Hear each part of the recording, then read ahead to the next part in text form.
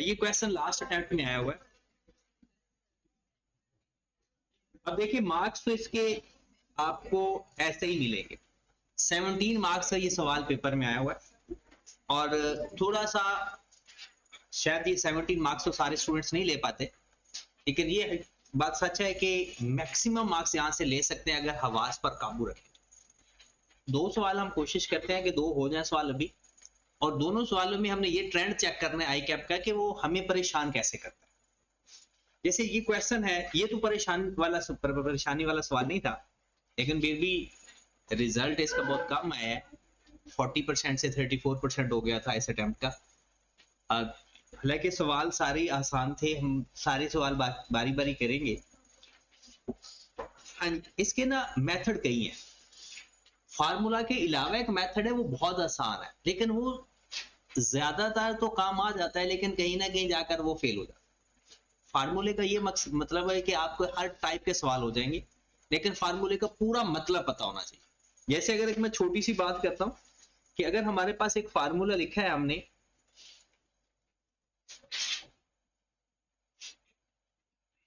Standard rate minus actual rate multiplied by actual quantity. अब इसका ताल्लुक तो डिफरेंट है, लेकिन जब इसके साथ मल्टीप्लाई हो गया ना, actual rate multiplied by actual quantity, तो इसका मतलब है टोटल जो एक्सपेंस आ रहा है, ये भी इसका मतलब है। तो कभी कभी हमें इसका टोटल वो दे देगा, यानी वो एक्चुअल रेट नहीं देगा। वैसे फाइंड तो हम कर सकते हैं कि अगर क्वांटिटी और रेट गिवन होगा तो वो डिवाइड करके फाइंड तो कर सकते हैं, वो आंसर पॉइंट में आ जाता है, तो वो थोड़ा सा फर्क आता जाता है आंसर में। तो कभी कभी वो इसको डायरेक्ट मल्टीप्लाई करके आंसर दिया होता है वो भी पुट करना होता है, और ये तो हमेशा फार्मूले से फाइंड ही करना पड़ेगा। ठीक है, अब क्वेश्चन पे आए जरा। लिखा हुआ है मटेरियल का price variance, mix variance, yield variance 6 number. यहां से उसने क्या नहीं पूछा, सिर्फ वॉल्यूम वेरिएंस नहीं पूछा या यूजेज वेरिएंस, तो वो भी मिक्स और यील्ड को प्लस करके वो भी आ जाता अगर वो हमसे पूछ भी लेता तो। दो नंबर क्या हो गया ये। डायरेक्ट लेबर रेट वेरिएंस और efficiency variance 3 number. Volume overhead expenditure variance और वेरिएबल और efficiency variance. Fixed overhead expenditure, efficiency और कैपेसिटी। मतलब सारे ही फार्मूले उसने पूछ लिए। मेहरबानी उसने की कि सेल के फार्मूले नहीं पूछे, तो वो भी पूछ लेता 20 नंबर करके। अब इस सवाल के अंदर Panther Limited is engaged in the production and sale of industrial chemical. Below is the information related to one of its product, Panther Premium, for the month of Feb 2025. Standard cost per batch. Important information. एक batch की information given है। Material A 70,000 amount लगती है और 200 रुपए पर KG के हिसाब से। रॉ मटेरियल बी 21,000 रुपए का लगता है 140 पर केजी के हिसाब से। डायरेक्ट लेबर 60,200 रुपए पर आर के हिसाब से, 300 रुपए के हिसाब से। और फैक्ट्री ओवरहेड जिसमें 25% फिक्स्ड है, 120 ऑफ डायरेक्ट लेबर। फिर उसने एक्चुअल डाटा दे दी। इसमें ये जो स्टैंडर्ड डाटा है बेसिकली बजटेड डाटा।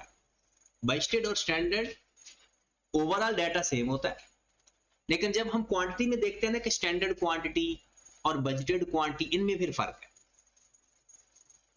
3 चीजें हैं ना, पर यूनिट रेट 2 है बस। पर यूनिट रेट सिर्फ 2 चीजें हैं, एक एक्चुअल है और एक स्टैंडर्ड या बजटेड, एक ही चीज।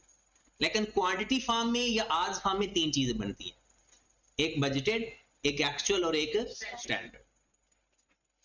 एक्चुअल डाटा में उसने कह दिया कि जनाब रॉ मटेरियल आपके पास ए है, इतनी अमाउंट है, इतनी क्वांटिटी कंज्यूम हुई है। अगर मैं इन दोनों को आपस में डिवाइड कर दूंगा तो क्या फाइंड होगा, एक्चुअल रेट आ जाएगा। साथ साथ लिखते जाओ अगर लिखते हो तो। इनको आपस में डिवाइड किया तो कितना आ गया, 190। ये मुझे तो अभी से पता चल गया कि रेट वेरिएंस फेवरेबल है या एडवर्स है। कैसे बोला, 200 रुपए का सोचा था 190 रुपए पे मिल रहा है, फेवरेबल है। फिर मटेरियल बी का 150 34,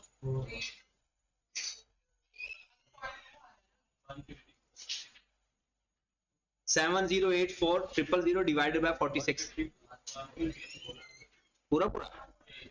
okay, direct labour 23 million, fixed overhead 7.8 million और वेरिएबल ओवरहेड 7% ओवर स्टैंडर्ड। ये एक बैच की कॉस्ट है और एक बैच में 100 यूनिट बनते हैं। Direct labour rate increase by 5%। क्या कह रहा है? डायरेक्ट लेबर जो आपने सोचा था उससे 5% बढ़ गया। इसका मतलब है पहले डायरेक्ट लेबर आपको 300 रुपए के हिसाब से आपने सोचा था, महंगाई की वजह से 5% बढ़ गया, तो कितना हो गया? 300 मल्टीप्लाइड बाय 1.05। ओके की बात। अब अगर इनको आपस में डिवाइड कर देंगे तो हमारे पास यहां पर नंबर ऑफ एक्चुअल आवर्स भी आ जाएगा। उसके बाद वो कहता है कि पीएल प्रोड्यूस 37,500 यूनिट्स। अब किसी जगह बैच का जिक्र है, किसी जगह यूनिट का जिक्र है, इस चीज का बस ख्याल रखना है। और विच वर 1500 ओवर बजटेड, इसका मतलब है बजटेड इससे कम है। बजटेड भी लिख लेते हैं।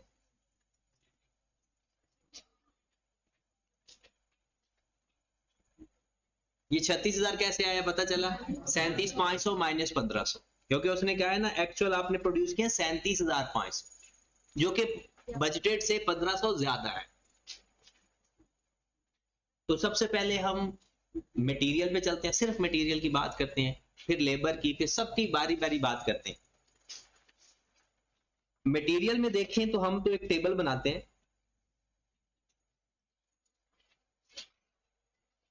यहां पर लिख लेते हैं मटेरियल कौन कौन सा लगा, ए और बी। यहां पर हम लिख लेते हैं स्टैंडर्ड। वैसे तो रेट लिखने की जरूरत नहीं होती, अगर आपने लिखना है तो लिख लें standard rate, actual rate. Standard rate A का क्या है? 200 पर केजी मिल गया था, यहां पर गिवन है 140 पर केजी। क्वेश्चन अपने सामने रखना है, यहां पर भी कोई परेशानी है साथ डिस्कस कर लेनी है। 200 पर केजी, 140 पर केजी, ये भी हमने फाइंड कर लिया। मटेरियल ए एक्चुअल भी 190 और 150। सारा मसला इस चीज का है, स्टैंडर्ड क्वांटिटी। अब ये जरा ध्यान से सीख लेना बस। आपको ये जो गिवन है ये पर बैच का डाटा गिवन, ओके, मतलब 100 यूनिट का या एक बैच का। यहां पर हमें चाहिए 37,500 यूनिट्स का या 375 बैचेस का। ऐसा ही हुआ, क्योंकि अगर हम 100 यूनिट के हिसाब से देखेंगे तो 375 बैच बनेंगे।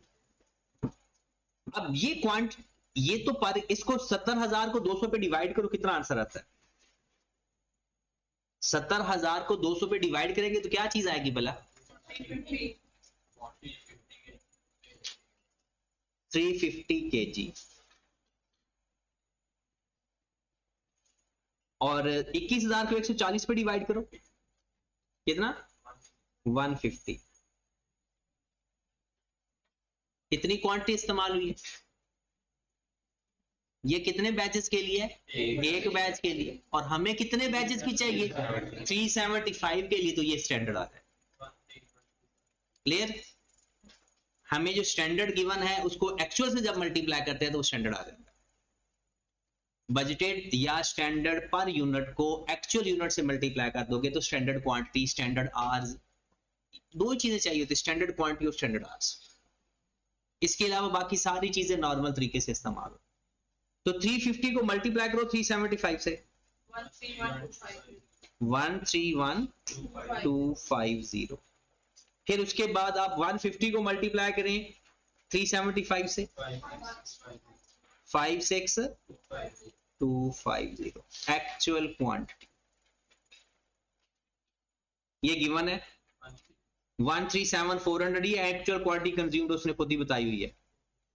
कुछ चीजें वो खुद बता देगा, कुछ का लिंक दे देगा, उसको हमने फाइंड करके लिखना हो। हाँ जी, एक्चुअल क्वांटिटी कितनी है? 137,400 400 और दूसरे का 46,000।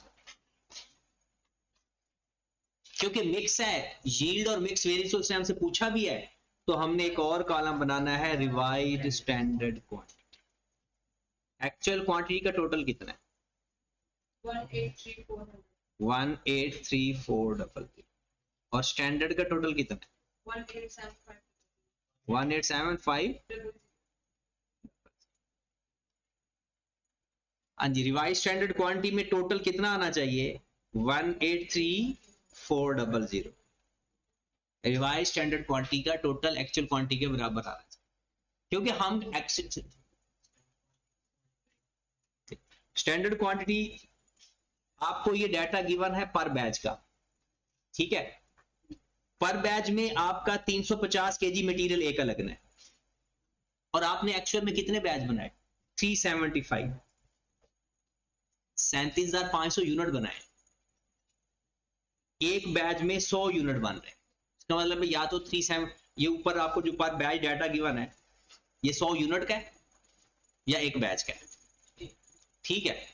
अब एक बैच के यूनिट को मल्टीप्लाई करते जाओ 375 बैचेस से, आपके पास स्टैंडर्ड आता है, ठीक है। मैं अगर आपको थोड़ी इसको फाइंड करने के बाद मैं एक दफा फिर भी इसका बता देता हूँ स्टैंडर्ड का, कि स्टैंडर्ड क्वांटिटी कैसे फाइंड करते हैं। हाँ जी, कितना आ गया रिवाइज स्टैंडर्ड क्वांटिटी? 128,380 55020। अच्छा, इसका ना इस बात का भी ख्याल रखना है कि ये ऑलमोस्ट बहुत ज्यादा डिफरेंस नहीं आता। ये नहीं कि एक अगर ये नहीं कोई लाखों का डिफरेंस नहीं आएगा, हजारों का तो डिफरेंस होना ही होना है। अब हमारे पास ये टेबल बन गया ना, तो समझो सवाल हो गया। अब पेपर में इसी टेबल को आपने थोड़ा सा अंडरस्टैंड करना है बार बार।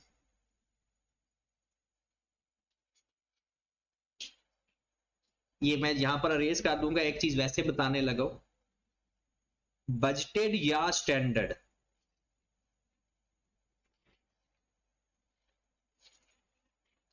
सौ यूनिट आपने सोचा हुआ है, और ये सोचा हुआ है कि 100 यूनिट बनाने पे 400 केजी लग जाएगा, और एट द रेट ऑफ ₹20 पर केजी, ये आपने सोचा हुआ, बजट किया हुआ। आपने एक्चुअल यूनिट बनाए 1200 यूनिट, ठीक है, और 1200 यूनिट पे सपोज दैट आपका जो 6000 केजी लग गया, सपोज कर रहे हैं, एट द रेट ऑफ 21 पर केजी। अब ये है एक्चुअल, 1200 यूनिट आपने बनाए, 6000 केजी लगा। आपने सोचा था 400 केजी, लेकिन 400 केजी तो आपने 100 यूनिट के लिए सोचा होगा।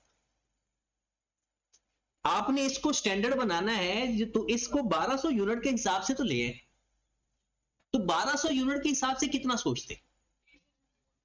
400 यूनिट सोचा हुआ है आपने, 400 केजी लगेगा 100 यूनिट के लिए, और अब आपने सोचना किस कंपेयर किसके साथ करना है? 1200 के साथ। तो फिर अपने बजटेड को भी 1200 के साथ ले। तो 400 को आपने 100 के हिसाब से सोचा हुआ था, और हमें चाहिए अब 1200 के हिसाब से। तो ये हमारा होता है स्टैंडर्ड।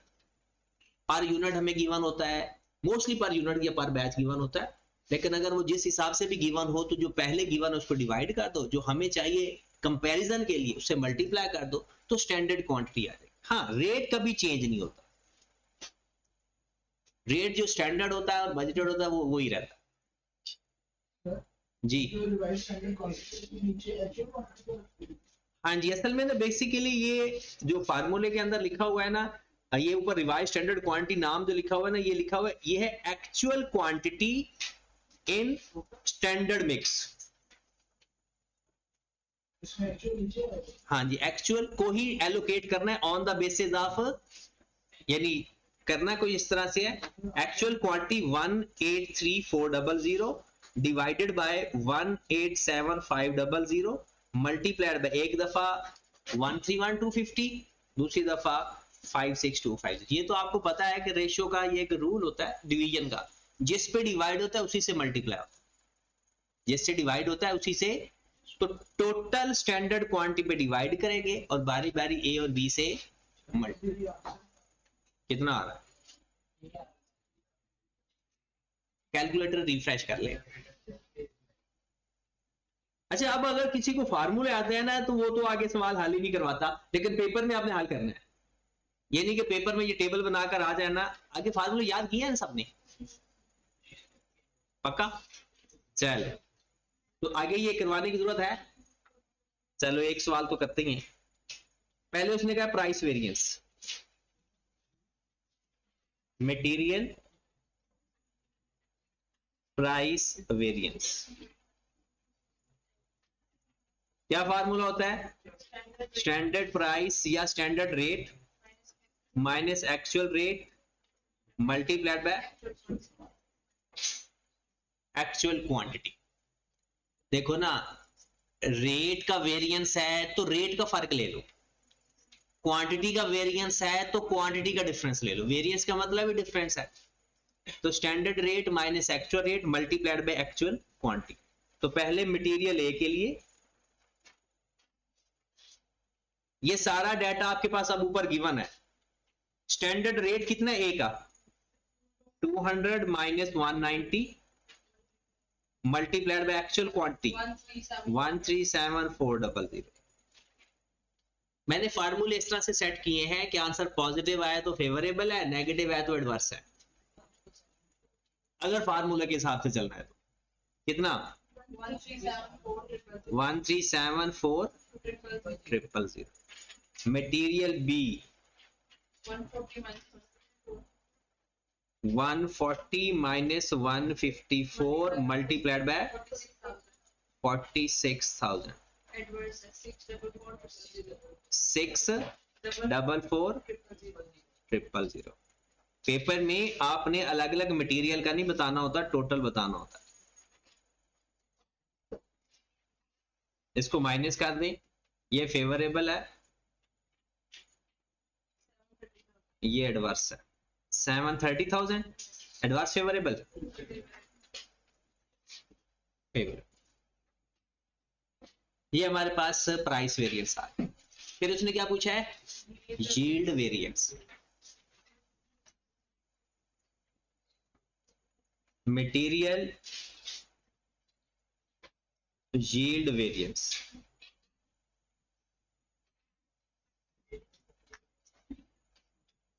पहले फार्मूला ऊपर ही लिख दे। यील्ड वेरिएंस का फार्मूला क्या होता है जी? Standard quantity minus revised standard quantity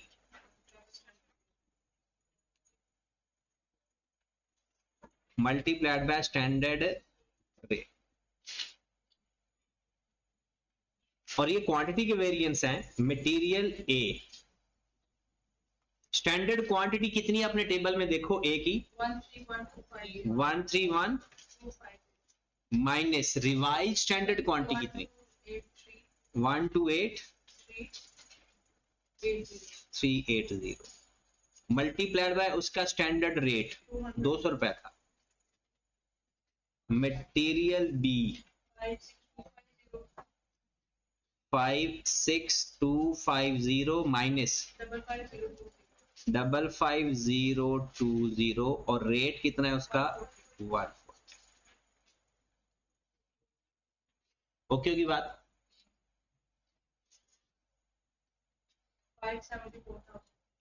574,000 favourable.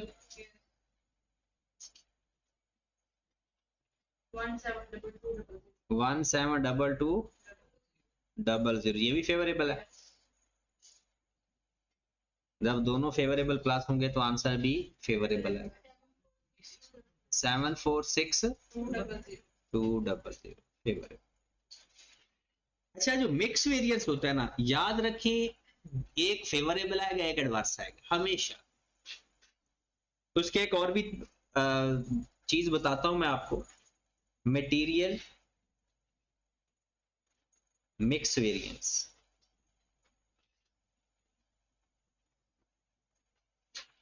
Formula क्या है? Revised standard quantity minus actual quantity multiplied by standard rate. Material A. अच्छा, आई कैप को अगर आपके पास टाइम हो तो ये भी बता देना कि ये आर एस क्यू और ए क्यू क्या होते हैं, यानी ऊपर लिख देना A Q is equal to actual quantity, R S Q मतलब revise standard, revise standard quantity का आई कैप ज्यादातर नाम इस्तेमाल क्या करता है, actual quantity in standard ratio mix. Material A, revise standard quantity कितनी हमने फाइंड की, यहां से उठा लो 128,380 minus actual multiplied by 2, 180,400 adverse है। और मटेरियल बी 5,55020 माइनस 46,000,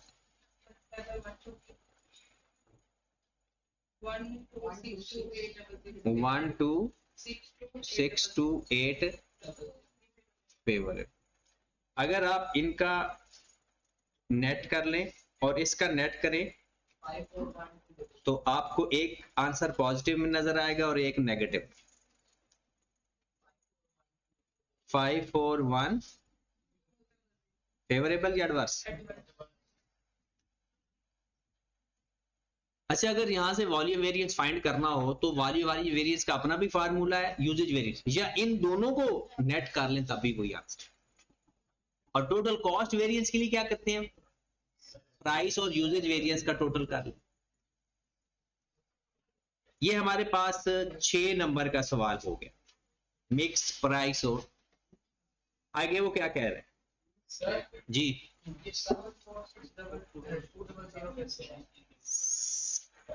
76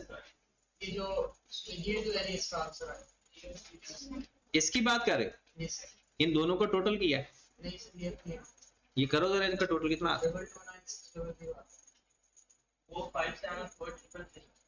ये 000।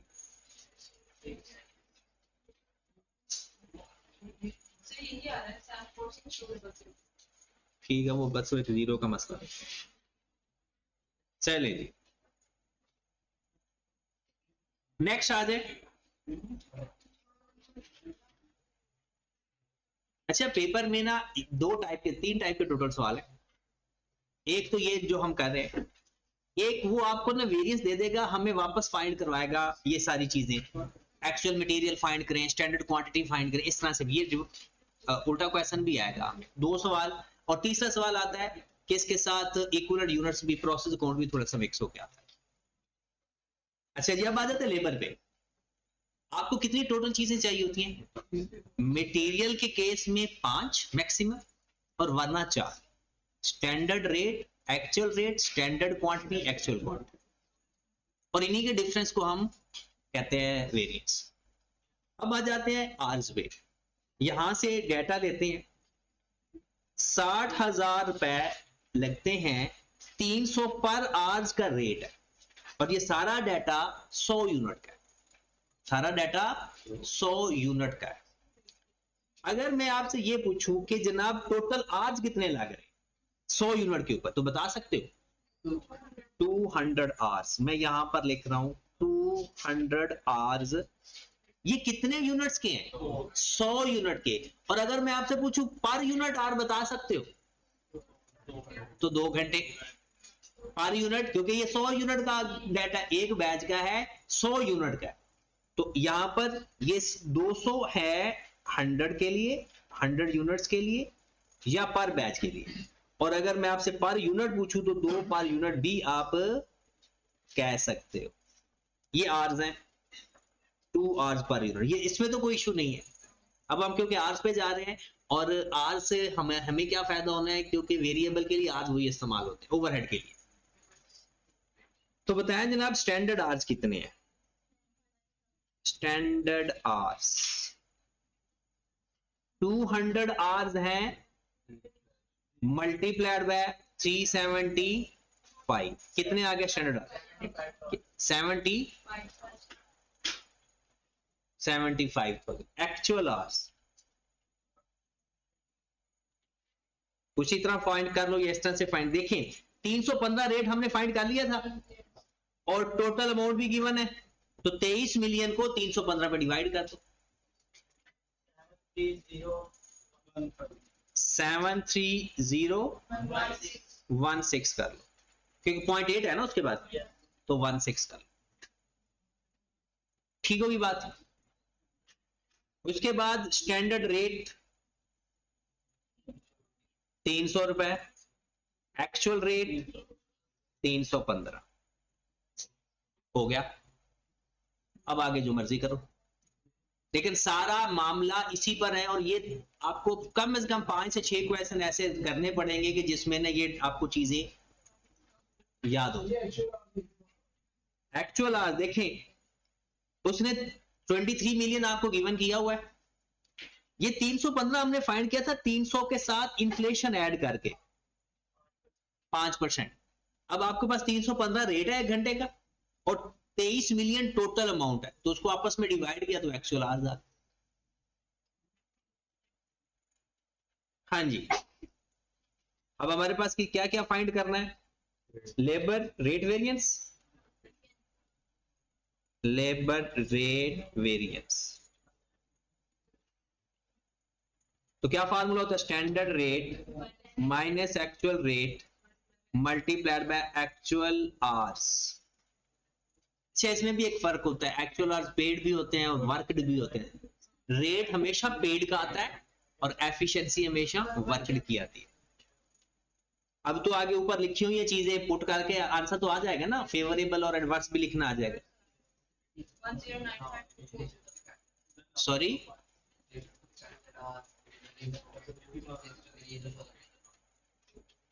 किसका, नहीं अभी मैंने लेबर आई है, ओवरहेड का अलग करेंगे।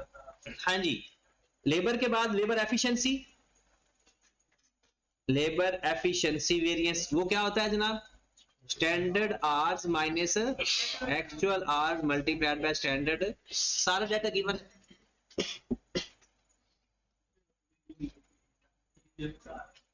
और अगर इन दोनों को प्लस करेंगे तो वो हमारे पास आ जाएगा टोटल लेबर का वेरिएंस। पहले बस आप भी, क्योंकि ऊपर डाटा लिखा हुआ बस पुट ही करना। नेक्स्ट, वेरिएबल ओवरहेड वेरिएंस,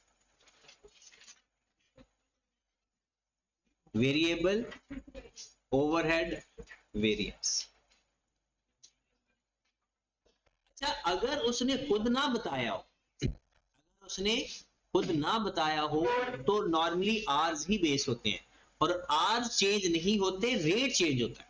ये हम शुरू से पढ़ रहे हैं ओवरहेड के चैप्टर से, कि बेस चेंज नहीं होता, रेट चेंज होता है लेबर का और ओवरहेड्स का। तो हमारे पास स्टैंडर्ड आर्स वही होंगे, अभी हमने फाइंड भी किए थे स्टैंडर्ड आर्स 75,000, एक्चुअल आवर्स 73016, और स्टैंडर्ड रेट उसने कहा है 150% ऑफ डायरेक्ट लेबर कॉस्ट, और उसमें 25% फिक्स्ड है, इसका मतलब है वेरिएबल 75% है, तो 300 का 120% और मल्टीप्लाइड बाय 75%, 270। ये हमारे पास आ गया स्टैंडर्ड रेट।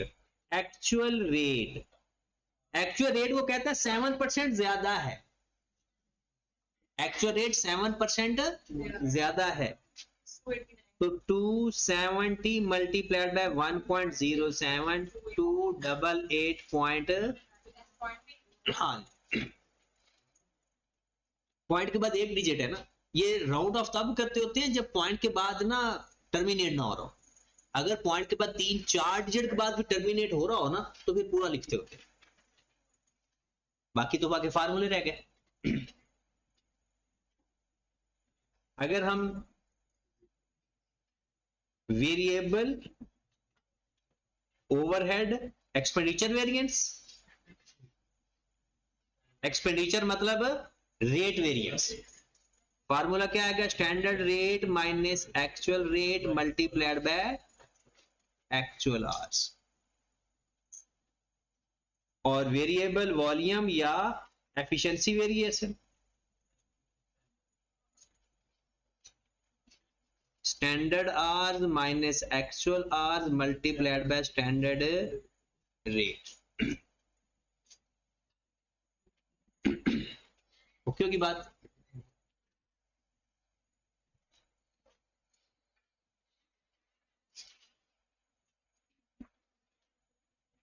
उसके बाद आ जाते हैं फिक्स के ऊपर। अच्छा, फिक्स के साथ आपको ना परेशानी आ सकती है, क्योंकि फिक्स के साथ कभी कभी वो आवर्स का फार्मूला इस्तेमाल कर लेता है, कभी कभी यूनिट्स का भी इस्तेमाल कर। तो फिक्स ओवरहेड के बारे में अगर आप एक बात लिखना चाहते हो तो लिख लो, फिक्स्ड ओवरहेड। अगर तो क्वेश्चन के अंदर वो कहते हैं ना मार्जिनल, खुद कह दे मार्जिनल कॉस्टिंग है, तो फिर आपने सिर्फ इसके दो वेरिएंट्स फाइंड करने, एक टोटल कॉस्ट वेरिएंस,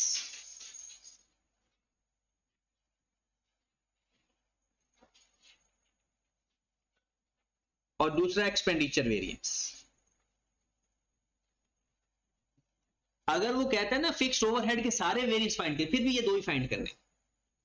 अगर मार्जिनल कॉस्टिंग कहता है कौन कौन से फाइंड करने, टोटल कॉस्ट और एक्सपेंडिचर वेरिएंस, और इसके अलावा वाला कौन सा है, कैपेसिटी और एफिशिएंसी, जिसका टोटल वॉल्यूम वेरिएंस बनता है।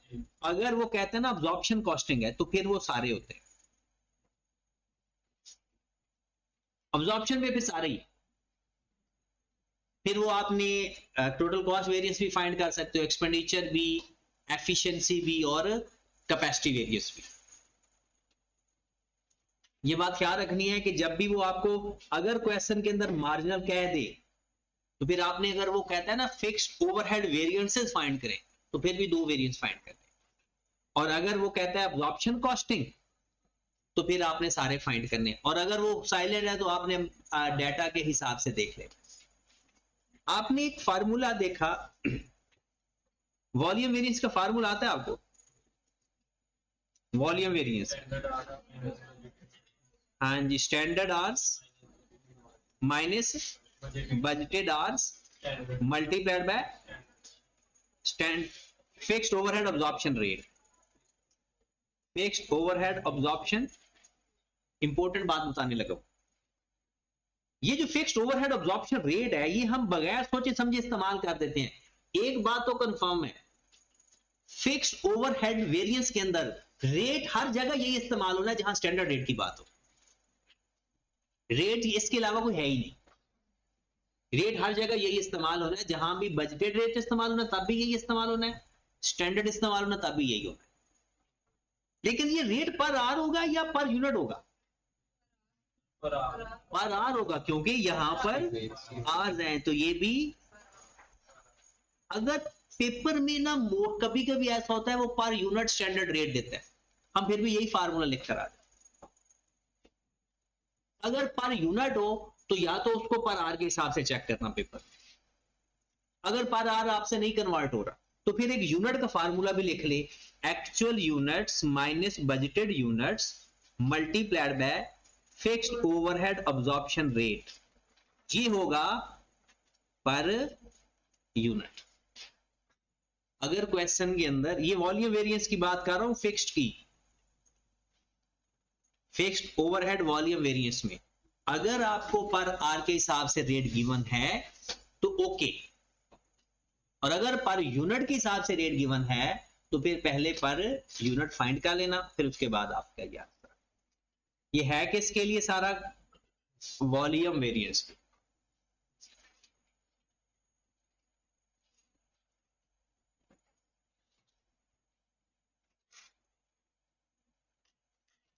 ठीक होगी बात, चले अब आ जाते हैं क्वेश्चन की तरफ। हाँ, कन्वर्ट कर लेते तो फिर ठीक है, फिर ये फार्मूला लगाए। अगर आपसे टाइम कम है, डायरेक्ट यूनिट्स गिवन है, ठीक है, तो वो डायरेक्ट कर लें फिर। हाँ जी, क्वेश्चंस के अंदर आ जाए जरा। फिक्स्ड पे चलते हैं। फिक्स्ड के कितने वेरिएंस फाइंड करवा रहा है वो हमसे? 3, एक्सपेंडिचर, एफिशिएंसी और कैपेसिटी।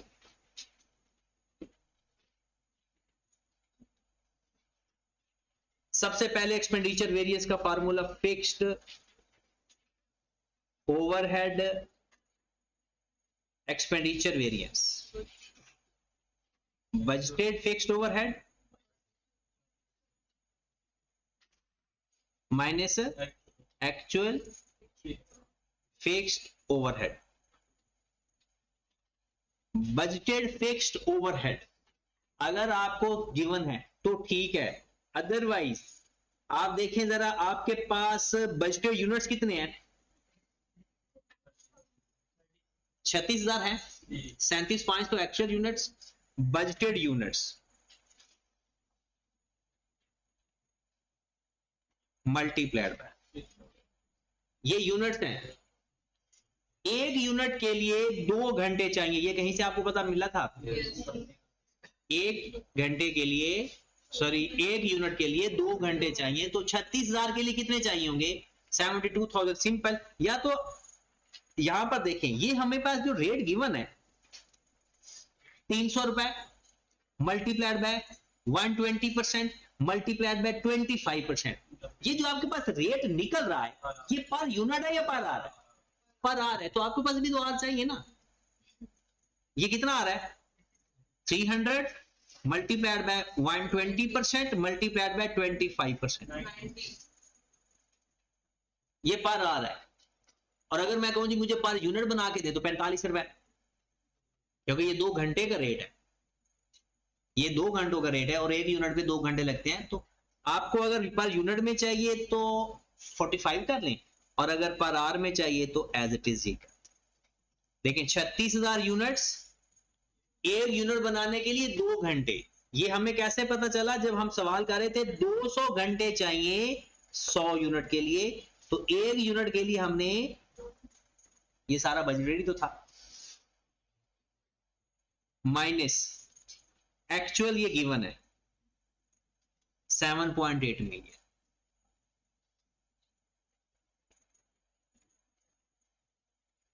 आंसर आ गया 4, 5, 6 फेवरेबल रिवर्स।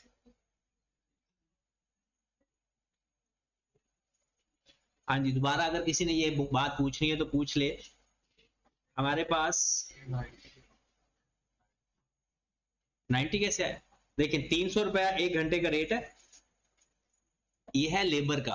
वो कहता है ओवरहेड है 120%, ये ओवरहेड का रेट आ गया, लेकिन ये टोटल ओवरहेड का रेट है।